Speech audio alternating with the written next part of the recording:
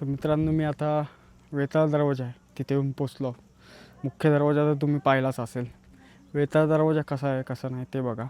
आणि ह्याची थोडीशी गोमुखी पद्धत पाहायला मिळते. गडावर काम चालू आहे अजूनसुद्धा.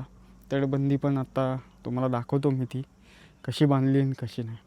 आणि वेताळ दरवाजा बघून घ्या कसा वाटतो कसा नाही. आता मागच्या वेळी मी ज्यावेळी आलो होतो त्यावेळी ही तटबंदी नव्हती, काम चालू होतं. पण ह्यावेळी पूर्ण बनवली अशी मस्त. आणि हा तो वेताळ दरवाजा कसा वाटतोय सांगा. समोरच बोर्ड लावला आहे वेताळ दरवाजाचा. वरचा भाग सगळा पडला आहे आणि इथला पण भाग सगळा पडला आहे. तो आतमधल्या बाजूला ठेवला आहे, तुम्हाला दाखवतोच.